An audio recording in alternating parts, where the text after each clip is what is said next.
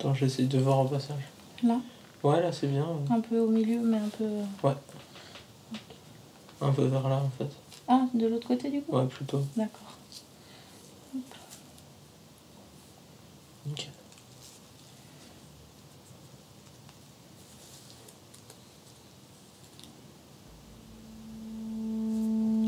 Bah, nickel, ça.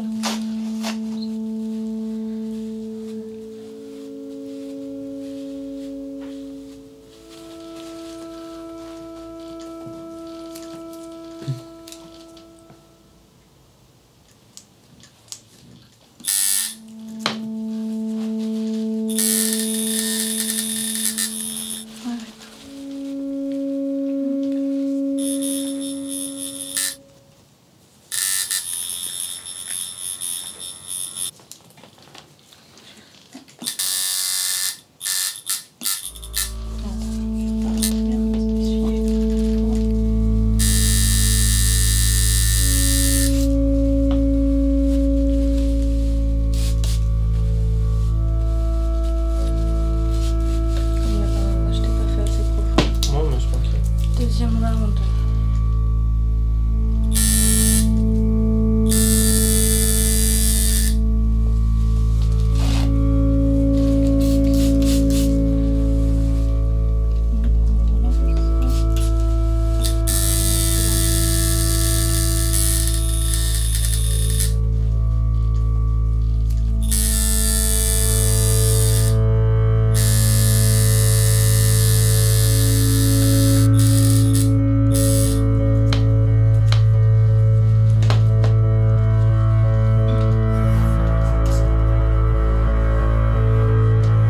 Je suis grave contente pour l'éclair là, t'as trop joué.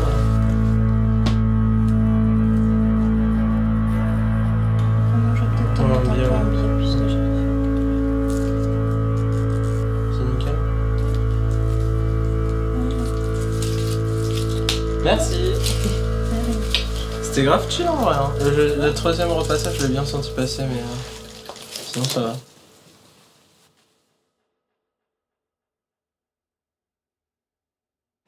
Donc salut Paolé, merci beaucoup de nous avoir accueillis chez toi du coup pour ce nouvel épisode du Petit Bleu.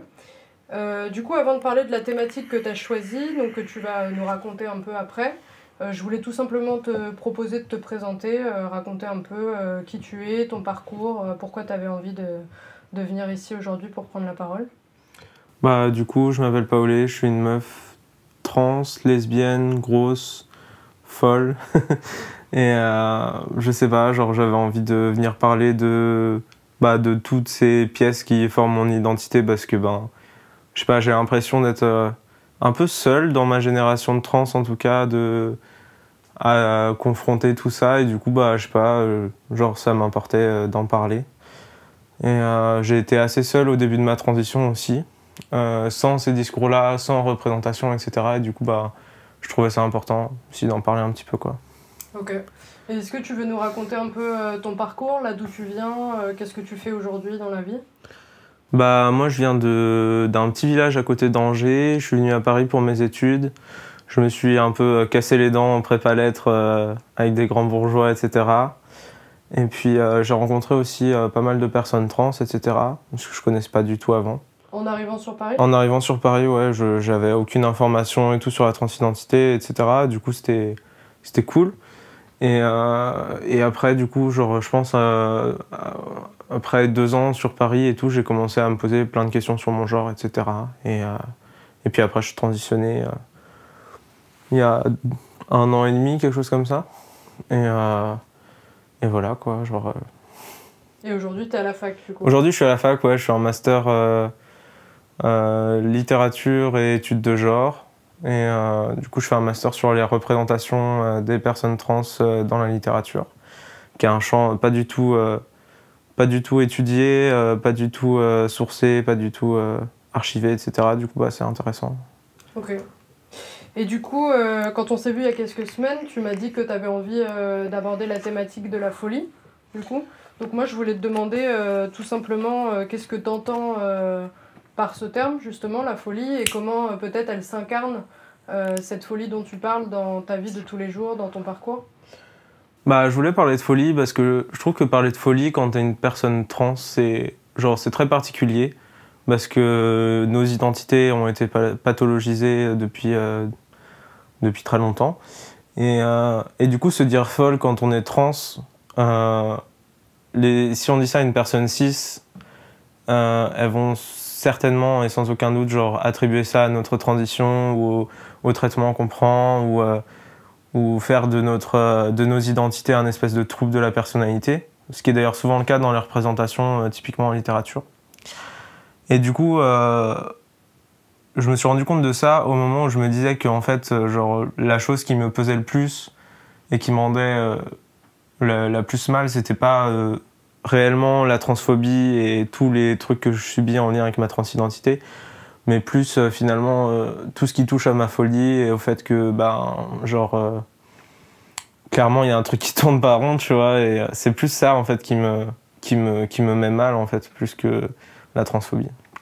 Et je pense que c'est lié, typiquement c'est beaucoup plus lié à ma transidentité que je peux le penser par rapport aux différentes incarnations dans ma vie générale de la folie.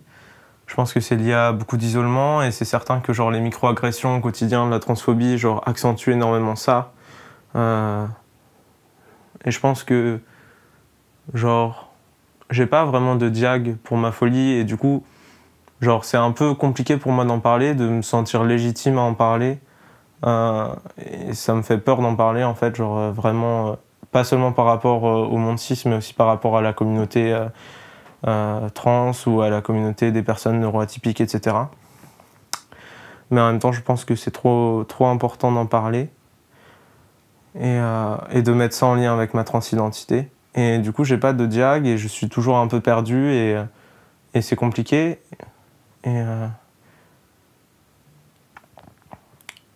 Et du coup, je commence à réfléchir, etc., à des traitements, etc.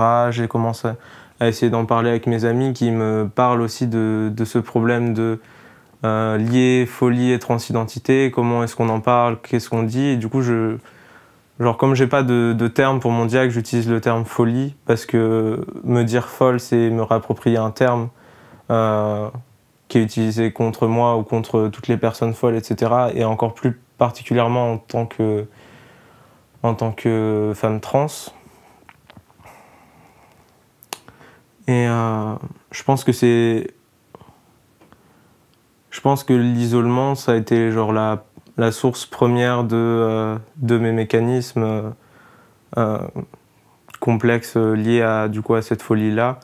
Et je pense que cet isolement, il est lié au fait que je me suis jamais senti appartenir à une communauté, à un endroit, à un groupe de personnes. J'ai jamais pu me sentir représenté en fait, dans les gens que je connaissais ou dans les représentations culturelles, etc. Et cette question de l'isolement, elle est extrêmement douloureuse au niveau social et ça forge des mécanismes au fur et à mesure d'adaptation, de suradaptation, qui amènent au fait qu'on se sent plus jamais vraiment soi-même, où qu'on soit, avec qui qu'on soit. Et d'autant plus quand on a conscience de suradapter, donc ce qui est un peu la phase dans laquelle je suis maintenant. J'ai conscience de m'adapter aux gens, d'adapter mon discours aux leurs pour ne pas me faire rejeter en fait, parce que c'est surtout lié à ça, les mécanismes d'adaptation. Et du coup, une fois cette prise de conscience faite, il y a ce problème qui se pose de qui est-ce qu'on est et où est le vrai moi, quelles sont vraiment les choses que je pense, pourquoi j'ai ces gestes-là, est-ce que c'est moi qui les ai naturellement ou est-ce que je les emprunte et je les adapte immédiatement en fonction des autres. Comment est-ce que les autres me perçoivent, c'est les questionnements que tu as en permanence, que ce soit avec des personnes cis, avec des personnes trans. Comment est-ce que les autres me perçoivent? Est-ce qu'ils me trouvent étrange? Est-ce qu'ils me trouvent cringe? Est-ce qu'ils me trouvent insupportable, etc.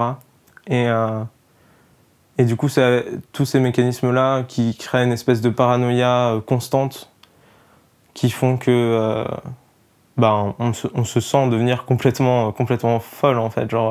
À certains moments, on a des crises, j'ai des crises paranoïaques, des crises dépressives, des crises maniaques, etc. Et du coup, c'est lié à cet isolement-là, je pense, principalement, à l'absence de représentation. Surtout, je suis une femme trans, butch, grosse, lesbienne. Même dans ma communauté, même dans la communauté trans, je suis très marginal, on est très peu.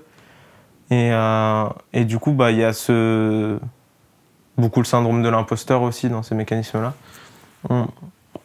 C'est très dur de se sentir légitime, enfin, je trouve, en tant que femme trans, lesbienne, butch, fouch. Déjà parce que on ne présente pas forcément de manière très féminine. Nos euphories de genre peuvent être liées à des moments où on va avoir un style très masque, etc.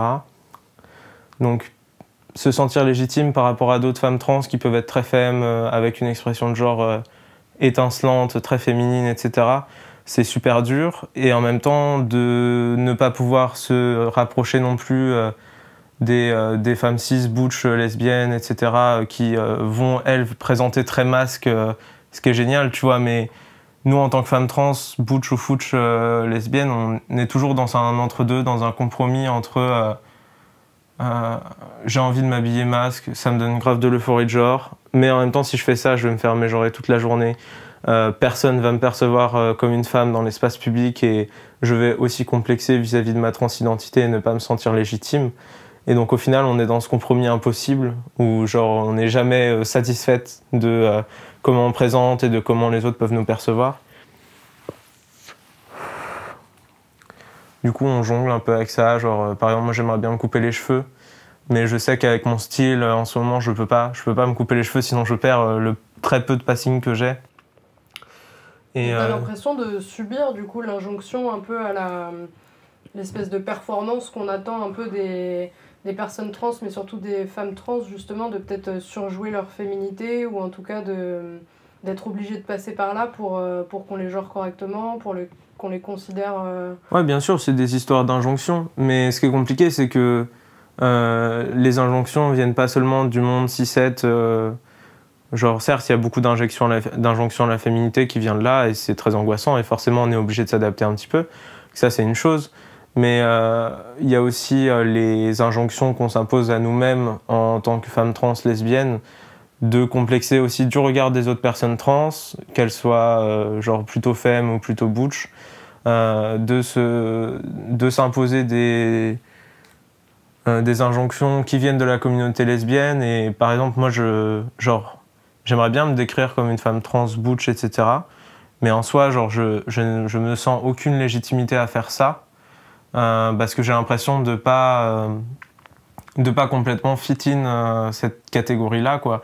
Et c'est pareil pour toi, en fait. J'ai l'impression de jamais correspondre à une communauté, à une catégorie de manière complète. Et genre, je me sens toujours un petit peu à la marge. Et genre, je peux pas me percevoir comme faisant entièrement partie ou pouvoir entièrement me reconnaître avec d'autres personnes, etc.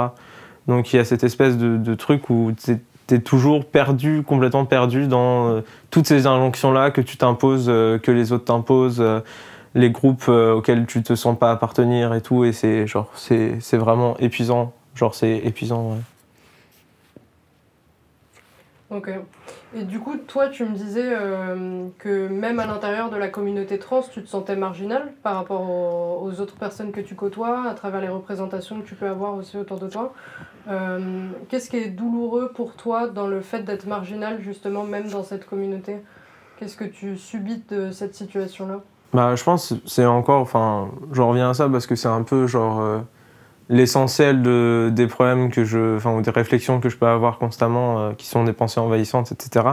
C'est des problèmes de légitimité, en fait. Genre, comme je disais, c'est trop dur de se sentir légitime comme femme trans qui va pas chercher un passing féminin, ou comme lesbienne qui va pas être vraiment trop butch, tu vois, genre.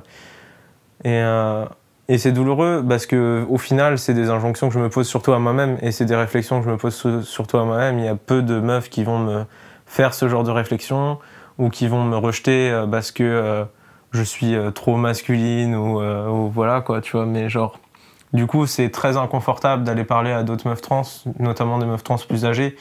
Genre, la peur du rejet, elle est constante, et je pense que ça, c'est typiquement des mécanismes qui viennent de la folie, du fait le fait d'avoir tout le temps peur de se faire rejeter parce que on a des comportements étranges ou des attitudes et qu'on se dit que ça ne fonctionne pas du tout, quoi. Du coup, genre, pour moi, parler à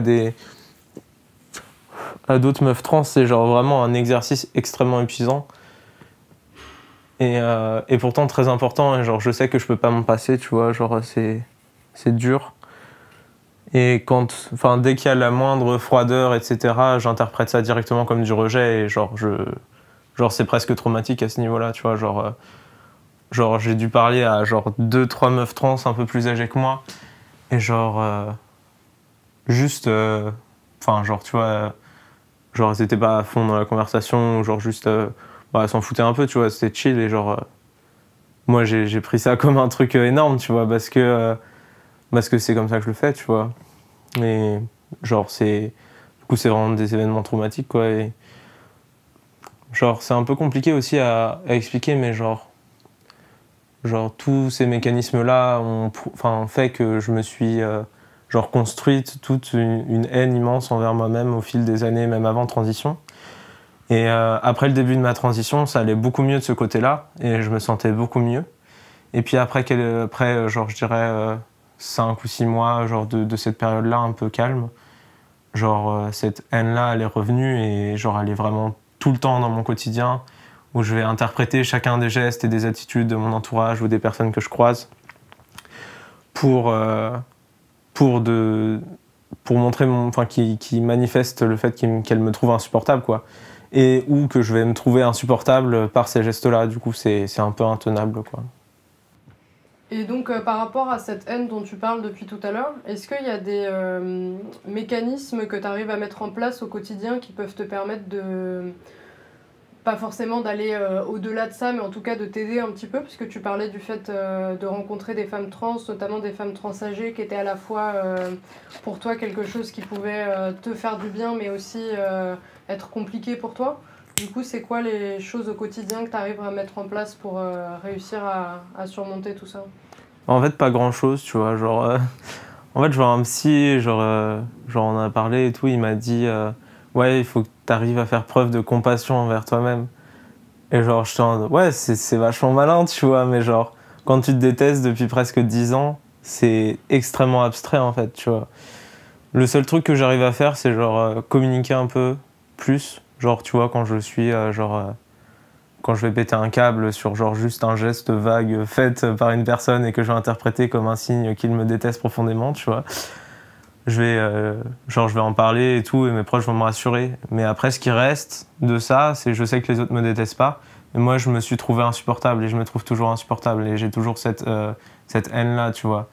Et je trouve que c'est assez typique d'un mécanisme intériorisé, profond, qui est lié à ma transidentité, mais que j'interprète comme uniquement venant de mon être à moi qui est profondément mauvais et insupportable, tu vois.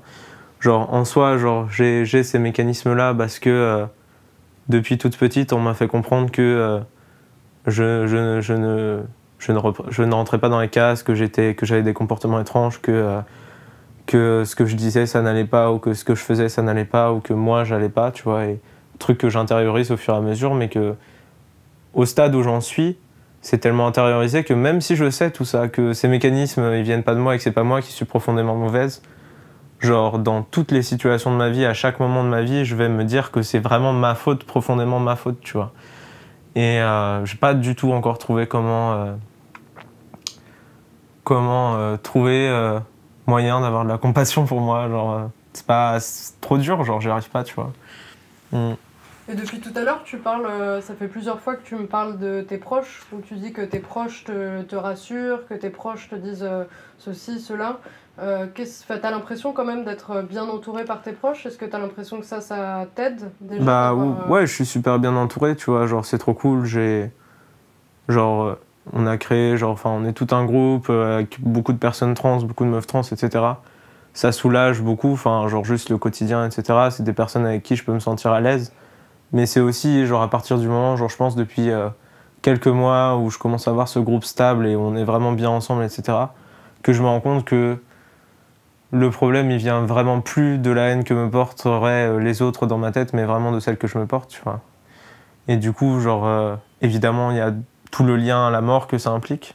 Et j'y ai beaucoup pensé ces derniers temps, depuis quelques mois où il y a beaucoup de morts dans notre communauté. Et on se faisait cette réflexion avec Sacha justement, qu'on se dit toujours que quand on voit ça, que ça pourrait tellement être nous en fait. Genre, on est sur un fil tellement mince entre la personne qui s'est tuée et nous, nos réflexions, nos pensées envahissantes quotidiennes, penser à notre mort tous les jours. Le lien est tellement fin et en même temps il y a une espèce de responsabilité de ne pas aller jusque-là.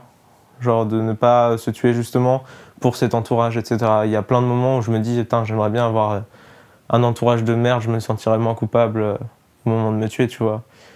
Et cette responsabilité-là, ce qui est compliqué dans notre communauté, c'est qu'elle est étendue à toute la communauté parce que on est tellement proches et on se ressemble, on partage tellement un vécu profondément propre à notre communauté que, genre, voir la mort de quelqu'un de notre communauté, c'est vraiment genre pire que perdre un membre de sa famille parce qu'on ne connaît pas cette personne et pourtant genre on sait qu'elle nous ressemble immensément mais genre d'une manière tellement intime que genre c'est inexpressible, tu vois, genre c'est pas...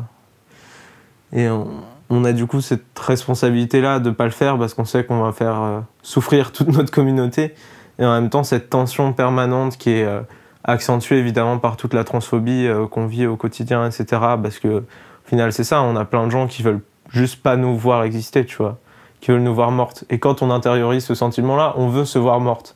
Du coup, qu'est-ce qui nous reste comme lien avec le fait de pas crever? C'est notre entourage qui nous aime, quoi. Et quand on n'a pas cet entourage-là, il reste pas grand-chose, quoi, du coup. Et ouais, du coup, c'est compliqué ce lien à la mort dans notre communauté. C'est omniprésent. Toutes les femmes trans que je connais ont ces pensées envahissantes de manière quasiment quotidienne. Et comme un peu ces pulsions de haine, c'est des choses qui sont très difficiles à faire partir, quoi. Genre, c'est des choses qui... Quand on a tellement de gens qui sont sur notre dos, d'une manière ou d'une autre, on est un peu seul à lutter contre ça avec notre entourage. Et, d'autant plus quand on voit que ces dernières années... que ce soit que ce soit un suicide ou que ce soit même les meurtres envers les personnes trans et d'autant plus les femmes trans, ces 2 dernières années, c'est les années qui ont été les plus meurtrières, alors qu'on est censé être dans une époque où, soi-disant, on est de plus en plus ouvert sur le sujet. Donc oui, ça donne matière à réfléchir pour la suite. Est-ce qu'on est vraiment sur la voie d'une ouverture d'esprit à ce niveau-là, ou en tout cas d'une... Il y avait un passage de Disclosure que j'ai trouvé très intéressant là-dessus, justement. Peut-être tu peux juste recontextualiser ce que c'est rapidement c'est le film. Le documentaire, du coup un documentaire qui montre à l'image des femmes trans et des personnes trans du monde du cinéma, etc., qui vont parler des représentations des personnes trans dans le cinéma, etc. Et je me souviens, je crois que c'est Laverne Cox qui parle au début et qui dit que on n'a jamais été autant médiatisé et représenté, et en même temps, c'est les périodes dans lesquelles on nous tue le plus. Parce qu'au final, le suicide, comme peut le dire Vénus Lioso dans une de ses vidéos, c'est un crime d'État en fait. C'est le suicide des personnes trans à ce niveau-là, c'est un crime d'État. Donc c'est questions de représentation qui sont aussi importantes. Enfin, j'en parlais, mais moi, ce qui me tue, c'est de ne pas avoir de représentation, que ce soit autour de moi et dans la culture, de femmes trans, déjà des femmes trans grosses, il y en a pas, genre juste il y en a pas, tu vois, genre ça n'existe pas. Des femmes trans lesbiennes, il y en a vraiment peu. Et des femmes trans grosses, lesbiennes et butch-fouch, c'est compliqué. Genre vraiment, ça n'existe pas. Et je pense que cette absence de représentation, c'est ce qui nous tue. Et en même temps, dès qu'il y a plus de représentation, on nous tue plus. Donc c'est un peu un problème qui est difficile à régler. Mais je pense que cette question de représentation, en tout cas, elle sauve quand même des vies de meufs trans. Moi, je repense toujours quand j'ai vu la série Pause ou la série Euphoria dans le début de mes transitions, donc des séries qui mettent en scène des femmes trans bien représentées avec des personnes trans qui ont participé au scénario et des personnes trans qui jouent les personnages trans. c'est des choses qui genre, donnent une émotion extrêmement forte quand on n'a aucune représentation de nous. Et c'est pour ça que je voulais faire ce travail-là sur la littérature aussi, parce que moi, du coup, je lis beaucoup depuis toute petite. Et depuis que j'ai transitionné, je trouve plus de livres en fait, qui me représentent. Et du coup, c'est extrêmement douloureux. Et si les représentations des personnes trans sont extrêmement étudiées au cinéma, etc., elles ne le sont pas du tout dans la littérature. Et je trouvais ça important. Et cette question de représentation, de manière, je pense, est centrale pour notre survie, pour cette espèce de combat idéologique entre nous qui essayons d'exister et les personnes qui essayent d'empêcher notre existence, quoi.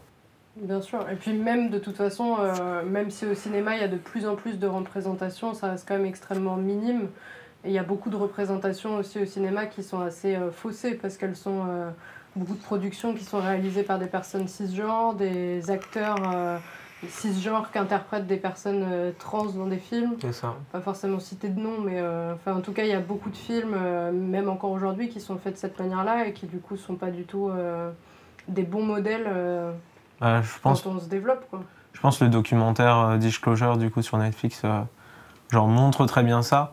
Mais par exemple, autant dans le cinéma, tu as quelques exceptions donc qui sont plutôt récentes, autant dans la littérature traditionnelle, donc avec un grand L, il n'y a pas de femmes trans en fait du tout. Il y a très peu de personnes trans qui sont un peu confinées à la littérature jeunesse, à la littérature fantastique. Je pense à Lizzie Crodager normalement. Qui est, je pense qu'il m'a beaucoup sauvé avec ses romans, avec ses personnages trans, lesbiennes, etc. Mais sinon, il n'y a rien en fait. Moi, je me souviens à un moment, j'étais à la librairie, une librairie gay, je sais plus trop où, LGBTQI+, qui est connue. Et je leur ai demandé, vous avez des romans écrits par des personnes trans? Ils se rendent, ah non, non, ça n'existe pas. Et j'avais tellement le seum parce qu'à la base, je devais faire mon master là-dessus et tout. Mais bon, et je pense la seule référence que j'ai trouvée, je pense, qui s'en rapproche, c'est Stone Beach Blues. C'est la question que j'allais te demander. Du coup, pour terminer cet échange, peut-être, du coup, je t'avais demandé de réfléchir à un conseil. Et donc, tu m'avais dit que tu avais envie de nous partager un livre, c'est ça? Ouais, c'est Stone Beach Blues par Leslie Feinberg, qui est un narratif sur une personne. C'est un peu compliqué la définition de son identité, mais une personne, je pense qu'on peut dire transmasculine, et son itinéraire dans la communauté lesbienne des années, je crois, 70 aux États-Unis. Et c'est très violent. Niveau narratif, c'est des choses horribles qui lui sont arrivées, etc. Mais en termes de description des ressentis de genre et de la dysphorie, de l'euphorie de genre, etc. qu'on peut avoir, c'est, je pense, ce qui se rapproche le plus de la réalité, enfin en tout cas de la réalité que j'ai vécue moi. Et c'est incroyable comme sensation de voir quelqu'un mettre des mots là-dessus de manière juste et de manière claire. Et en plus, c'est accessible comme roman, donc c'est aussi ça qui est formidable, c'est vraiment accessible, quoi. C'est très très beau, c'est très très beau. Je le recommande vraiment pour toutes les personnes trans. Moi, au début, je n'étais pas certaine que ça allait me plaire parce que ça avait l'air d'être une histoire plutôt du coup sur un vécu trans masculin, etc. Du coup, mais au final, les ressentis de genre sont semblables et c'est vraiment très très beau à lire et c'est vraiment très très soulageant aussi de trouver trace de cette histoire-là dans notre passé, etc. Que ça soit si bien écrit, que ça soit si beau. Ok. Donc tu nous redis le nom, c'est Stone Beach Blues de Leslie Feinberg. Ok. Eh ben, merci beaucoup, Paolé. Merci beaucoup pour tes mots, pour cet échange et pour ce conseil à la fin. Merci beaucoup. Pas de souci.